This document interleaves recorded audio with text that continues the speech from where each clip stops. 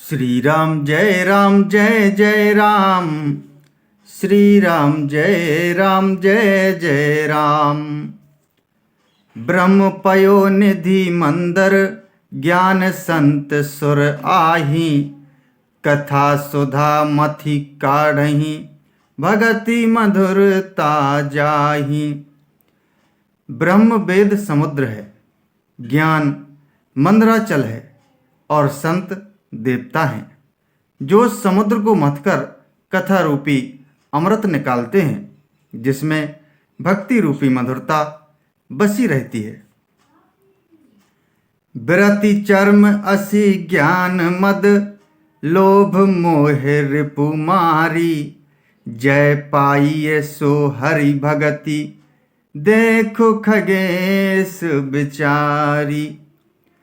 वैराग्य रूपी ढाल से अपने को बचाते हुए और ज्ञान रूपी तलवार से मद, लोभ और मोह रूपी बैरियों को मारकर जो विजय प्राप्त करती है, वह हरि भक्ति ही है। हे पक्षीराज, इसे विचार कर देखिए। पुनि सप्रेम बोल्यो खगराऊ, जो कृपाल मोहि ऊपर भाऊ। नाथ मोहि निज सेवक जानी, सप्त प्रश्न मम कहु बखानी। पक्षीराज गरुड़ जी फिर प्रेम सहित बोले, हे कृपालु, यदि मुझ पर आपका प्रेम है तो हे नाथ, मुझे अपना सेवक जानकर मेरे 7 प्रश्नों के उत्तर बखान कर कहिए। प्रथम ही कहु नाथ मति धीरा, सब ते दुर्लभ कवन शरीरा। बड़ दुख कवन कवन सुख भारी, सो संक्षेप ही कहु बिचारी। हे नाथ, हे धीर बुद्धि, पहले तो यह बताइए कि सबसे दुर्लभ कौन सा शरीर है, फिर सबसे बड़ा दुख कौन है और सबसे बड़ा सुख कौन है, यह भी विचार कर संक्षेप में ही कहिए। संत असंत मरम तुम जानहु, तिन कर सहज स्वभाव बखानहु। कवन पुण्य श्रुति विदित विशाला, कहु कवन अघ परम कराला। संत और असंत का मर्म भेद आप जानते हैं, उनके सहज स्वभाव का वर्णन कीजिए।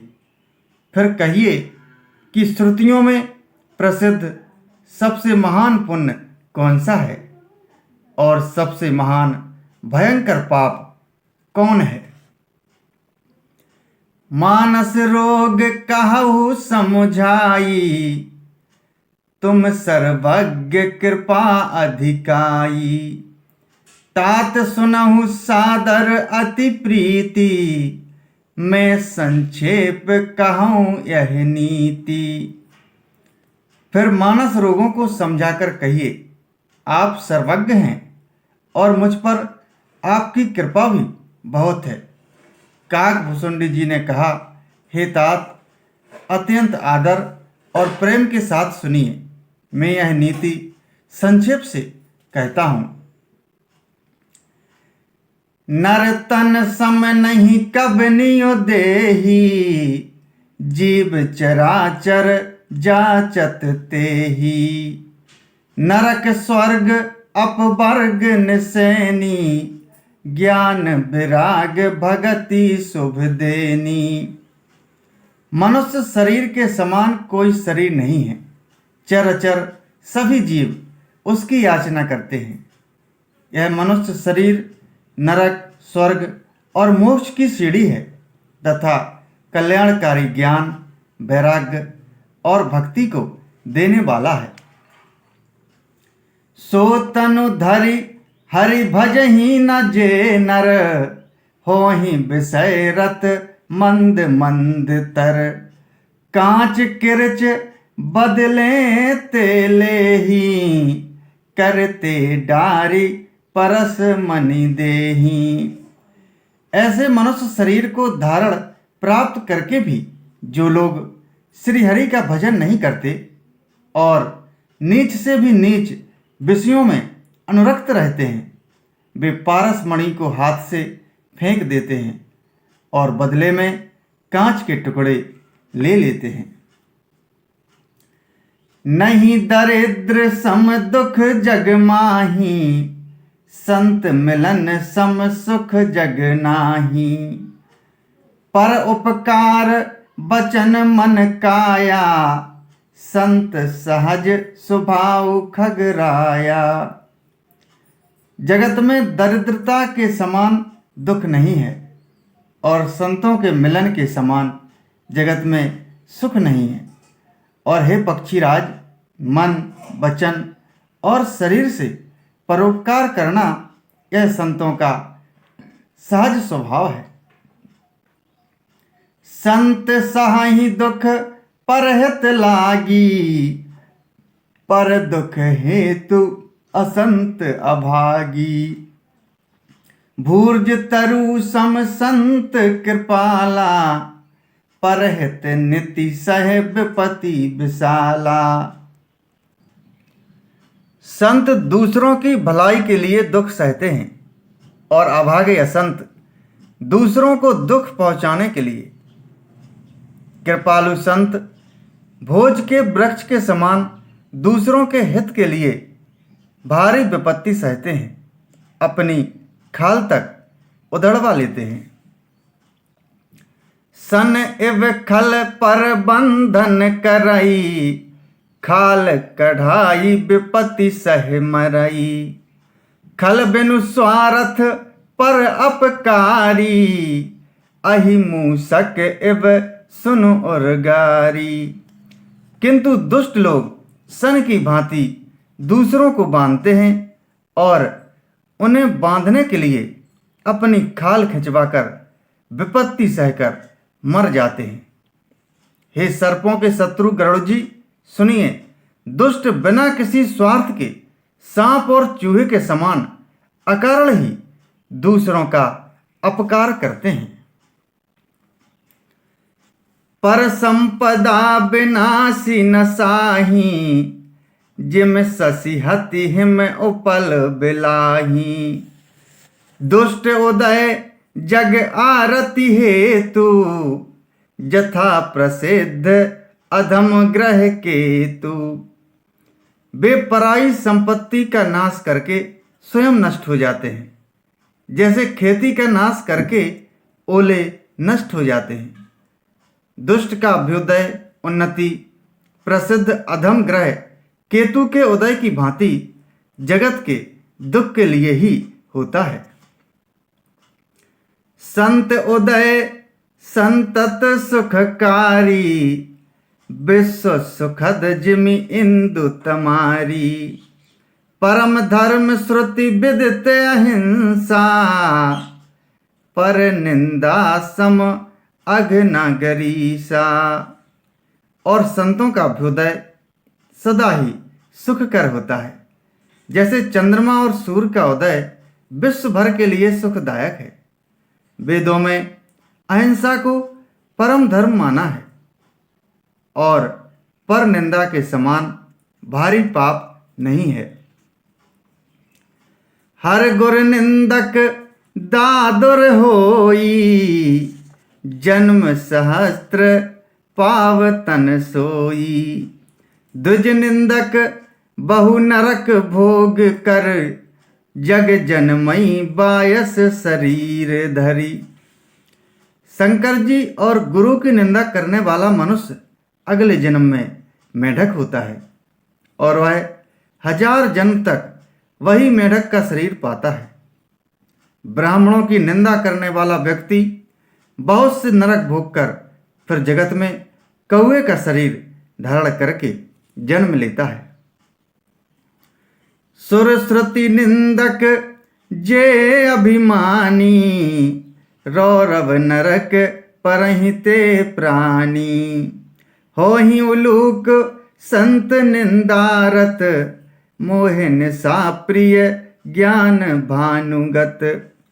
जो अभिमानी जीव देवताओं और वेदों की निंदा करते हैं वे रौरव नरक में पड़ते हैं। संतों की निंदा में लगे हुए लोग उल्लू होते हैं, जिन्हें मोह रूपी रात्रि प्रिय होती है, और ज्ञान रूपी सूर्य जिनके लिए बीत गया अस्त हो गया रहता है। सबके निंदा जे जड़ करही, ते चमगादुर होई अवतरही। सुनहु तात अब मानस रोगा, जिन ते दुख पावहीं सब लोगा। जो मूर्ख मनुष्य सबकी निंदा करते हैं वे चमगादड़ होकर जन्म लेते हैं। हे तात, अब मानस रोग सुनिए, जिनसे सब लोग दुख पाया करते हैं। मोह सकल व्याधिन कर मूला, तिन ते पुनि उपजहि बहुसूला। काम बात कफ लोभ अपारा, क्रोध पित्त नित छाती जारा। सब रोगों की जड़ मोह अज्ञान है। उन व्याधियों से फिर और बहुत से सूल उत्पन्न होते हैं। काम बात है, लोभ अपार बढ़ा हुआ कफ है, और क्रोध पित्त है जो सदा छाती जलाता रहता है। प्रीति करहि जो तीनों भाई, उपजई सन्न पात दुखदाई। विषय मनोरथ दुर्गम नाना, ते सब सूल नाम को जाना। यदि कहीं ये तीनों भाई बात पित्त और कफ प्रीति कर लें, मिल जाएं, तो दुखदायक सन्निपात रोग उत्पन्न होता है। कठिनता से प्राप्त पूर्ण होने वाले जो विषयों के मनोरथ हैं वे ही सब सूल कष्टदायक रोग हैं। उनके नाम कौन जानता है, अर्थात वे अपार हैं। ममता दादो कंडोर साई, हरस विषाद गरह बहुताई। पर सुख देख जरन सोई छई, कुष्ठ दुष्टता मन कुटलई। ममता दाद है, ईर्ष्या डाह खुजली है, हर्ष विषाद गले के रोगों की अधिकता है। गलकंड, कंठमाला या घेगा आदि रोग हैं। पराये सुख को देखकर जो जलन होती है वही क्षयी है। दुष्टता और मन की कुटिलता ही कोढ़ है। अहंकार अति दुखद डमरुआ, दंभ कपट मद मान नेहरुआ। तृष्णा उदर वृद्धि अति भारी, त्रिविध ईसना तरुण तिजारी। अहंकार अत्यंत दुख देने वाला डमरू गांठ का रोग है। दंभ, कपट, मद और मान नहरुआ नसों का रोग है। तृष्णा बड़ा भारी उदर वृद्धि जलोदर रोग है। तीन प्रकार पुत्र, धन और मान की प्रबल इच्छाएं प्रबल तिजारी हैं। जुग विधि ज्वर मत सर अविवेका, कह लगी कहों कुरोग अनेका। मत्सर और अविवेक दो प्रकार के ज्वर हैं। इस प्रकार अनेकों बुरे रोग हैं जिन्हें कहाँ तक कहूँ। एक व्याधि बस नर मरही, ए असाधि बहु व्याधि। पीड़हि संतत जीव कहूँ, सो किमि लहै समाधि। श्री राम जय राम जय जय राम, श्री राम जय जय राम।